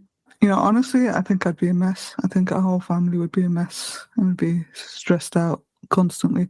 It's like, I reflect on this, and I've been listening to some neurodiversity podcasts, and one of the things that came up recently was the need to design your own life. And I've so done that for, the past 15 years. It's like, at first we didn't have a language for it, but now like everyone works from home. So that's, well, not everyone, but so many people work from home now, and it's kind of normalized. But I've been doing that for like 15 years. And I know 100% that if I had to go in to do a job or even work for someone, to be honest, because I've been working for myself for a very long time, it's hard for me personally to do that. I never would have achieved all the things that I have achieved.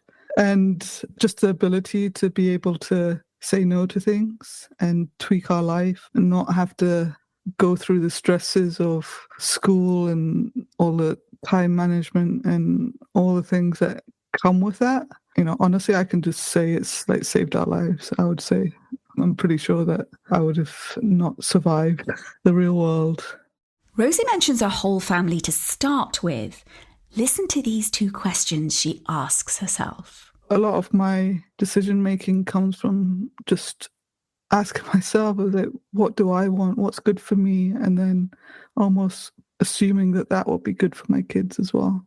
Here's how I positioned my question to Nicola. What do you see other parents creating if they do mollycoddle like you? Mini monsters of self-entitled children that can't think for themselves and don't want to input anything. From my 4 children, I've got 2 that just get on with it. don't think the world owes them a living. And I've got 2 minis that have it all cushy, and we shall see. Ben, he's got quite a good work ethic, to be honest. He doesn't work, obviously, he goes to school, but he's a big part of the rugby team and he has to train 3 times a week. Whereas Michael, he doesn't even do sports. He's just so blasé. He's practically horizontal. That's the one out of the 4 boys I have concerns about, definitely. But, you know, he's going to school, he's in top set for everything, but it's the effort. I have done too much. I've made it far too easy for him growing up. And now he doesn't understand. You actually have to put the input in to get the gratification at the end. It's the GCSE mocks coming up. I hope I've just not left it too late to try and drum it into him. You know, pull your finger out and get on with it. But presumably he doesn't care. He doesn't actually know. And that's what drives me absolutely insane. He doesn't care. It's like, whatever. And the amount of times I have shouted at him, I have took things off him, you know, because the only thing he does seem to care about is bloody gaming. So, you know, that's the only way I can kind of hurt him. So I have told him, might sound wrong to other people, but I don't really care. I've told him if in 3 weeks these marks aren't to a certain grade that I expect, the game is going until it improves. I will remove the PlayStation from his room. He won't get it back. I'm sat here now, my arms crossed, and I'm getting cross. Yeah, I don't ask much of him, but I do ask this of him. I've got my job and my duties. That's his job. Get it done. That's all I'm asking of him, really. Isn't it the case that because you haven't asked much of him, he doesn't give much? Could be. But he is clear. He knows where I stand on schooling. I expect him to put the effort in, you know. I see his brother flying. So why isn't he doing it? Because he can't be bothered. That's what he says. It's boring. Can't be bothered. Oh, God. It's mad. I asked Nicola about Chris, her husband. How was Chris in education? Was he engaged? No, he wasn't. He would only engage in the topics he liked. And do you know what? He actually looks like Chris. That could be the key here. Yeah. It's just light bulb moment. Rosie explains how she deals with problem children. Or is it children with problems?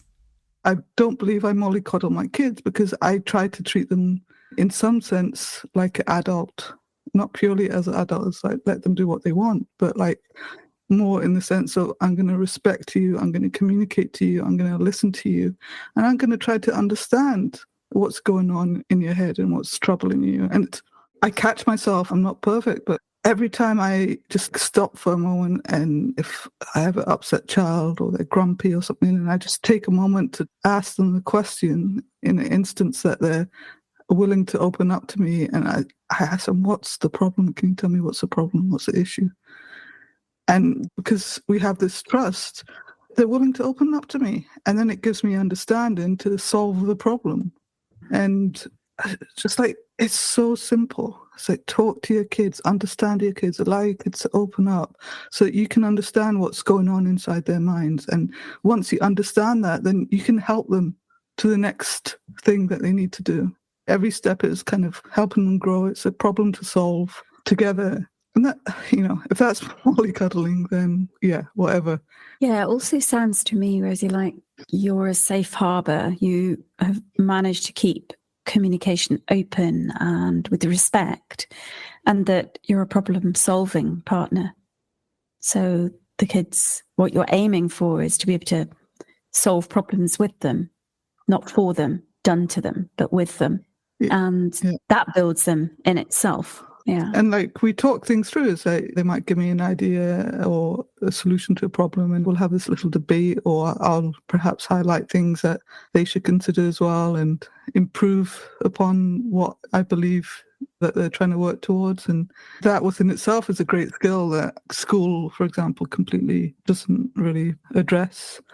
But I think it's so important for our kids to know that they can take control of their lives and make decisions to try to improve it, and they can do it in a way that there's no shame.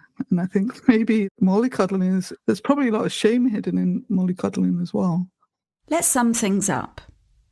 Tanya sees society crumbling without parents teaching kids self-control, so a blend of adventure in life and discipline shapes her parenthood. She speaks transparently about the ways she instills the traits that produces decent human beings. Nicola is grappling with children who might turn out to be self-entitled people, or mini-monsters, as she calls them, because they want things given to them on a plate. She considers what kind of young adults her comfier, settled life might produce. Rosie holds safe space for her kids by crafting a lifestyle that avoids troubling parts of society she doesn't want to contend with herself. Her value for autonomy and defining her own path, including the way she raises her kids, is her foundation. Let's veer into a short neurodiversity exploration because it's important generally, but also it's something 2 of my 3 guests mention. I'm wondering if you have any neurodiverse children. Definitely, all of my kids are a little weird. I probably myself am in the ADHD spectrum, as is like many of the people of my generation. There are lots and lots of struggles. So neurodiverse, I mean, yeah, like no 2 brains are the same. And there have been many, many struggles, a lot of difficulty with focus and impulsivity, repetitive behaviors, impulse control. I've seen some symptoms that would be troubling in a classroom. And we've been able to, as homeschool parents, give our kids the resources and tools that they need to figure it out. But we never said, you have this disability and, we need to do something about it. It's more like, well, this is who God made you. He doesn't make mistakes, and he's got a job for you to do on this earth. And we're going to help you figure out what that job is. And we're going to give you the tools that you need to do that job, to figure out what your calling is. Our oldest kid, who's a little odd, has like an amazing calmness. When he was little, he talked almost like a robot. And my brother used to make fun of him. He's like, what is wrong with your kid? I'm like, I don't know. We're figuring it out. But he's really calm in emergencies. And he's now going back to school to do his EMT and possibly paramedic. He is going to be amazing. As an ambulance driver or as someone who has to deal with someone in an emergency on the boat, if anyone was bleeding or if there was some kind of medical, he's the kid that you call like, hey, could you please go get me the bandages? And he'd come in the kitchen and I was like bleeding all over the place. He's the one that you would call. So if he is on the autism spectrum disorder, which we suspect that he is that a disability or a superpower? I think it really depends on how you frame it. And we didn't pigeonhole any of our kids. And I think that's another way that kids get mollycoddled is if they get a label and then excuses get made for them. So we didn't want any of our kids to adopt a victim mentality.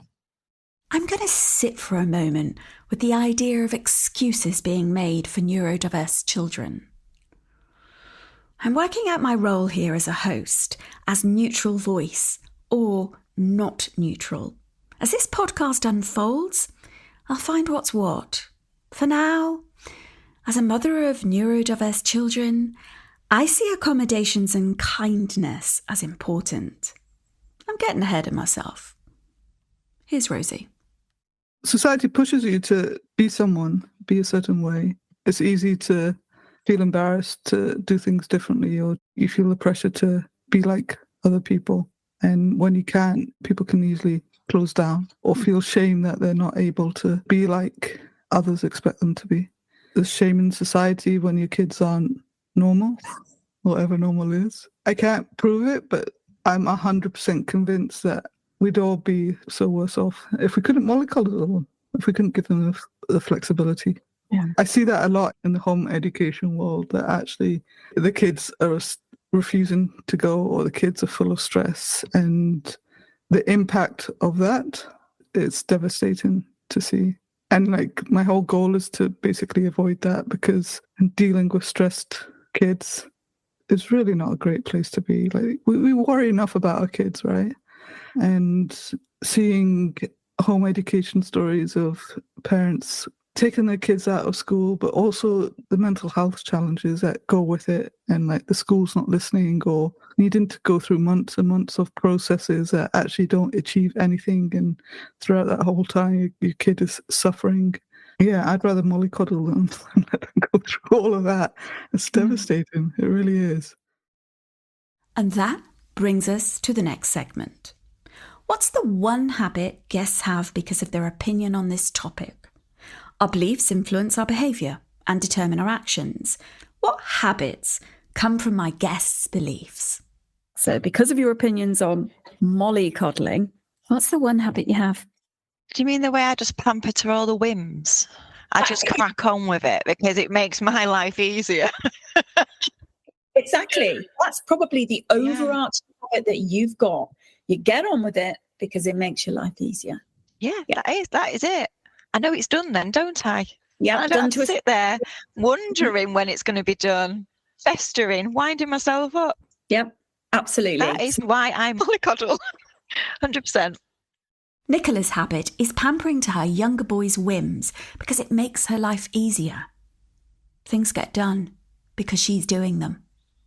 When I asked Tanya what her one habit is because of her opinion on mollycoddling, she was already prepped. I actually thought about this ahead of time because I knew that there were going to be lots of choices and I wanted to boil it down. I chose the mistake protocol. And I tested my daughter the other day because I asked her, I'm like, well, what do you do when you make a mistake? Because I wanted to know if she had really absorbed this habit that our family has. And she told me what she would do if she made a mistake. And she nailed it. So I'm like, okay, this is one habit that we have really formed as a family. It's the mistake protocol. The mistake protocol.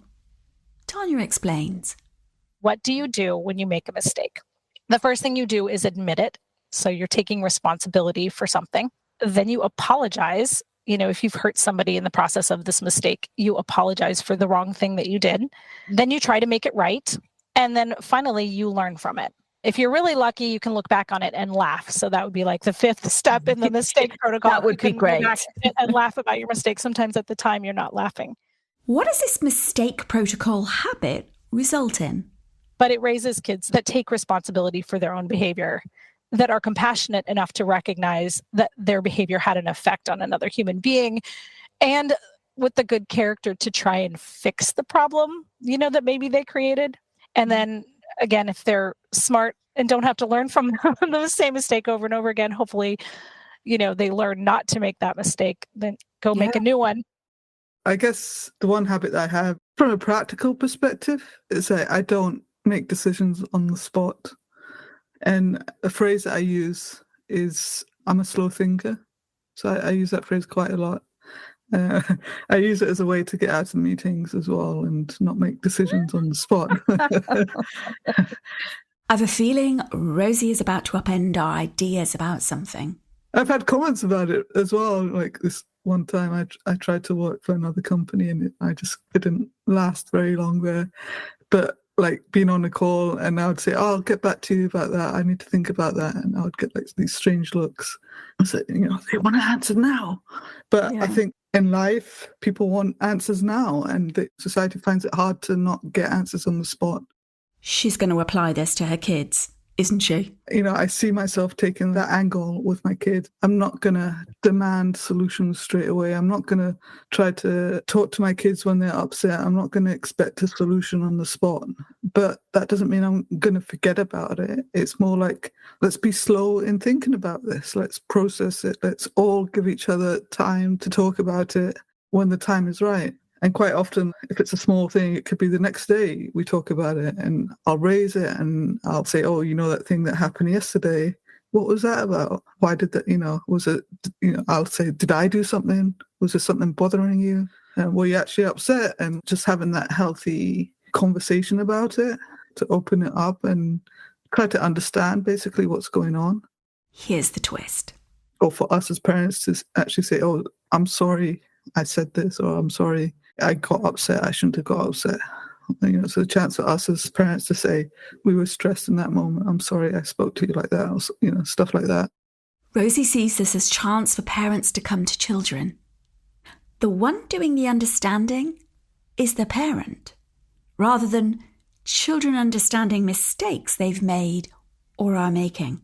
I guess I call that slow thinking in general terms, but that whole approach of we don't have to have a culture of talking about it now. But to me, it feels so right. It's like, I'm upset. I don't want to talk now. You're not going to get anything out of me right now, but maybe in a few days, I can have the energy to address it. But right now, no, there's no chance you're going to get anything out of me. I've shut down, or I need time to think.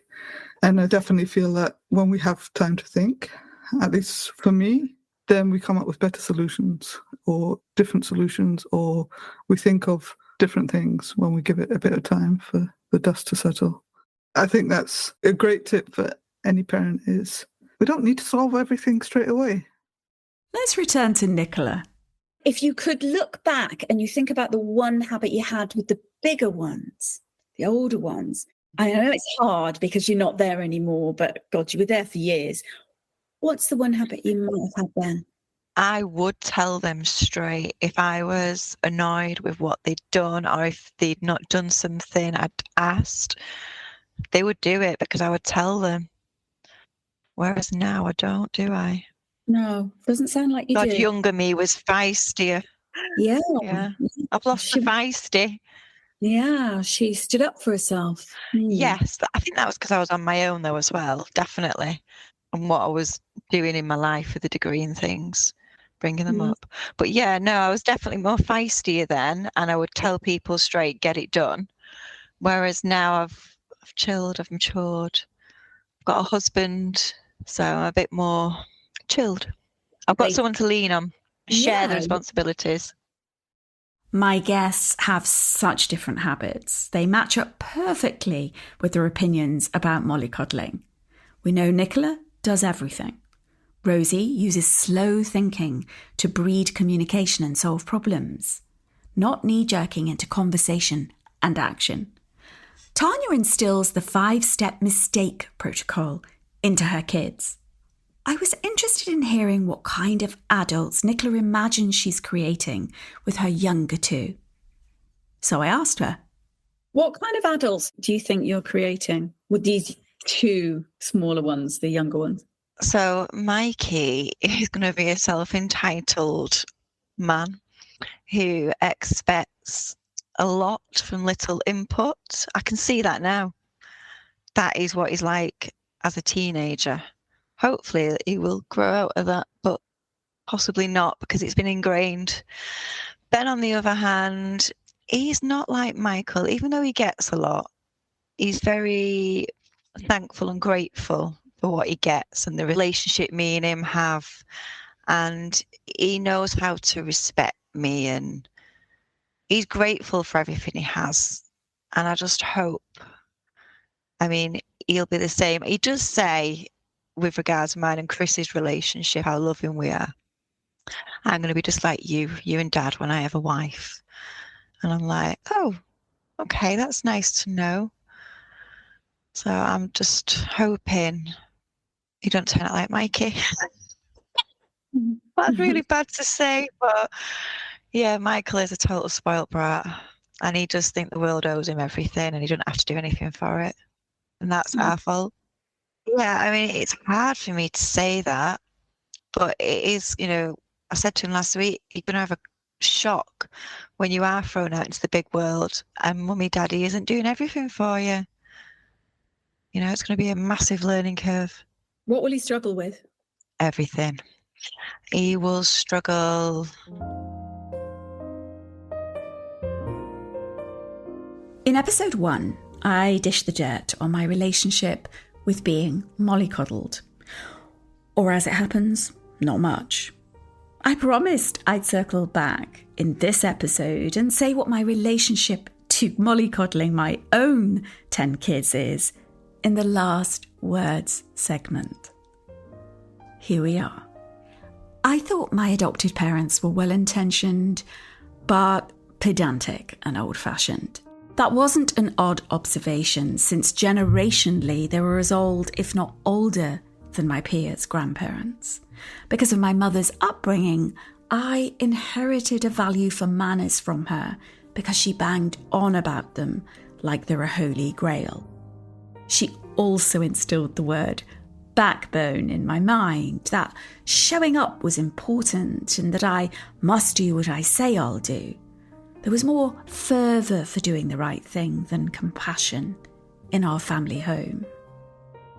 As a teen mother trying to prove I'd not wrecked my life, and quickly after that carving out my career, I'm not sure I gave too much thought to mollycoddling or what kind of adults my kids would be. I was juggling so much that keeping the balls up in the air was my goal. I propelled myself forward in surviving mode, in a cycle of feed kids, clothe them, make sure they're happy and safe, pay the bills, questioning are they doing okay at school, keeping them entertained, and then making happy memories where we could, and obviously showing them love. I was thriving in small, precious moments of laughter and of getting through the roller coaster of daily life together. But with my first 5 kids, I didn't agonise over parenting them like we've become expected to now. As societal changes in the way we see mothering shifted from what some call benign neglect to an intensified perfect mother model, the question of mollycoddling for me began to feel like a KPI of modern parenthood, a key performance indicator that provides me with targets to shoot for, milestones to gauge progress by, and insights that more generally help mothers and fathers across families make better decisions. How exhausting all this feels. I didn't and don't see myself as a professional parent. Or maybe it's more a professionalisation of the role of parent. But is it really motherhood? I'm not a professional mother. I'm a mum of 10 brilliant souls. I've changed how I treat my kids as I've grown and as I've made mistakes with them. Like the liberal way, I assumed my sons would be safe in their teen weekend jobs. I'm talking safe from predatory adults. Except years later, I discovered that my lack of mollycoddling meant one of them endured experiences he had no idea how to deal with. And this issue of safety is a great example of something I've since learned comes with the privileges of being a white mother. I didn't adequately talk to my sons about the intentions of some adults. And I do mean adequately. That's on me, and I regret this. I couldn't know what I didn't understand. But that doesn't help, does it? I've also not had to have the talk that so many black and brown parents must have with their sons and daughters. I'm aware that mainstream stories of mollycoddling, helicopter-style parents focus on well-off white mothers, whisking kids from rehearsals to extracurricular things, whereas black parents have to practice a different type of protectiveness. Many of these parents feel this is the only way to keep their kids safe in the face of systemic oppression. As a white mother, I've been at choice about mollycoddling. In other words, I felt I had the luxury, to some extent, to take my eye off the ball. Not from the welfare of my kids, but in the choices about how much to coddle, when to coddle, and how to do this. Do I mollycoddle my kids? I don't mollycoddle, and I don't want to. Here's why. Truth is, I'm pretty old-fashioned. I'm not sure who I'm comparing myself with, but I sense these things. To become independent adults, I feel my children must experience adversity, not intentionally created hardship for the sake of it, but it's not my job to treat them as fragile. I see my children as resilient, and so my parenting is guided by that. I'll cover neurodiverse needs separately because that changes things. Now take the trend for adults to want to be kids for longer and longer. When I hear 33-year-olds and 43-year-olds say how young they are, I try to stop myself from pushing back. Expecting little of ourselves doesn't necessarily breed optimal mental health or self-worth. I want my kids to be content and to thrive. My role is to build their independence, and that's about life skills. My job starts right away. I know that each time, for instance, my baby stopped breastfeeding was exciting, yet marked a poignant move onwards. I cried each time, but also whooped a little. Each milestone towards living independently is my job done. I'm trying hard to equip my kids with the basics to go out into the world. Am I ambitious on their behalf? Nope, I'm not. I concentrate on building my own ambitions as a professional, rather than living through my children. So I have neither mollycoddled them to stay babies, or pushed them to follow paths that are more about me than them. I see overprotecting children as disadvantaging them, except that I have mollycoddled them in ways that my parents didn't shelter me. I'm sure future generations in my family will do better. I really hope so. Now let's get a little specific. Have I loaned children money? Yes, I have. Have I sorted things for and with them? Of course, it would be odd if I hadn't. But I want to share something domestic. This is about when I ask my children to do hoovering. I don't say, "Can you do the hoovering for me?" If I did that, it would mean the hoovering is owned by me, which is not the case. The hoovering is a task for the family, so here's what I say instead. Can you do the hoovering for us, for the family? If one of my kids hoovers, it's for the family, not for me. This is a subtle but important difference.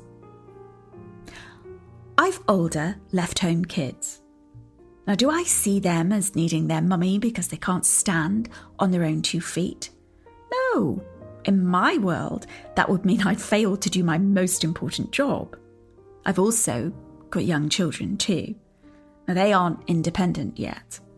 But I've never felt my job is to be best pals with my kids, although I secretly hope we are, of course. My job is to be a guardian, a mentor, someone who objectively holds space for them to flourish. And of course, to love them, even when they're showing up as not especially lovable. But that's too much of a broad brush take on things, because my children aren't all starting from the same place. Part of the privilege of being their mother is to respond to the talents they have and to the challenges they also experience. Each has battles. That's part of being human. And at some point, each needs to face their own battles. But my job is to be a supporter and to help them onto their feet, not to hinder them by over-coddling them. The distinction I make is that advocating for my children, all of my children, is not mollycoddling. Advocating for my neurodiverse children is all about fighting to protect them from disadvantages that mean they can't access resources and opportunities without my help. These children are vulnerable in ways neurotypical children aren't. So the term mollycoddling holds different meanings for families with neurodiverse kids. I'd say that mollycoddling doesn't even come into our lives. My mothering isn't just about raising my kids. It's not just about making sure people are alive. It's also about making sure that their spirits are intact, that their souls are intact, that they're finding joy. But my biggest job is to be an advocate. This is not mollycoddling. It's straight up parenting. What my 3 guests and I show is how we're reshaping family dynamics generation by generation. It's one thing knowing this, and another hearing about it from the inside of people's heads and hearts. Also, that mollycoddling to one person is parenting as usual for another.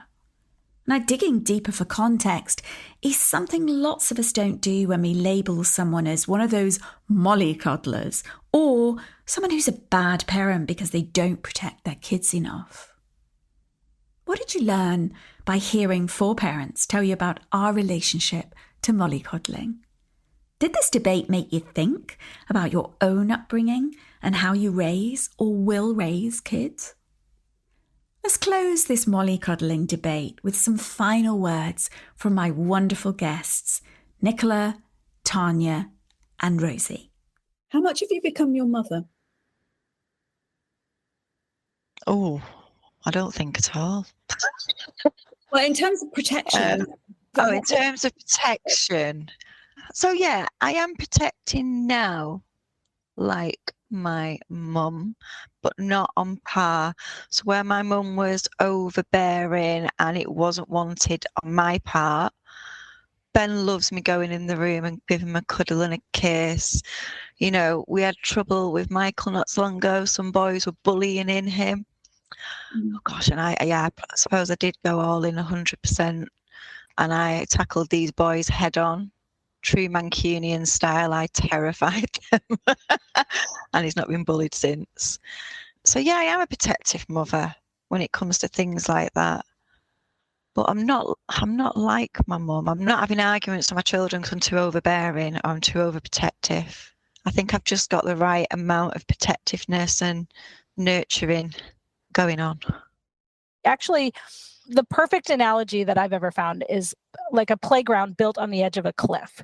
If you don't have a fence around that cliff, kids will stay really far away. You're not going to play ball right up to the edge of the cliff because your ball will go over the cliff. Now, why there's a playground on the edge of a cliff, I don't know. But in that analogy, if you build a fence along that cliff edge where the drop-off is, kids will play right up to the edge of the drop-off. You know, they're not worried that their ball is going to go over the edge. And they, you know, it actually expands the space in which they feel safe to play. So for us, setting those boundaries on behavior was the fence of the drop-off, and it allowed our kids actually more freedom within those boundaries.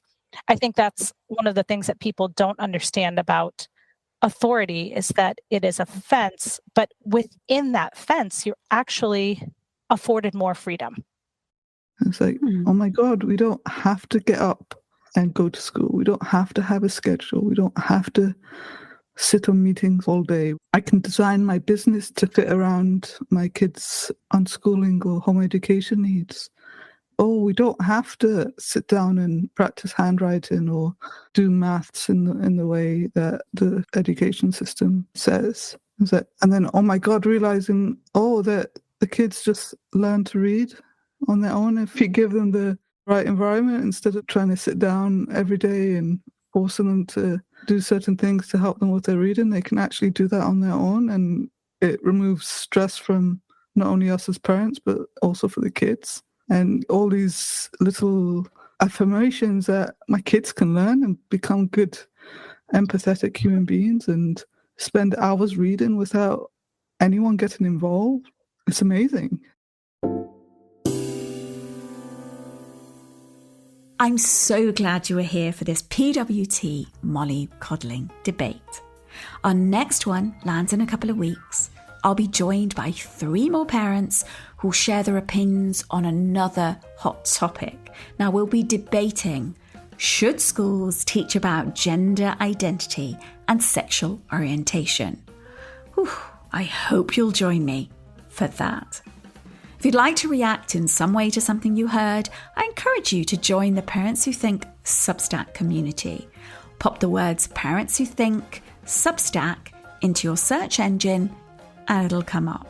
Or come on over to our new YouTube page, funnily enough called Parents Who Think. Thanks for being such a great supporter of the show, and tune in next time for more valuable conversations from Parents Who Think. Take care.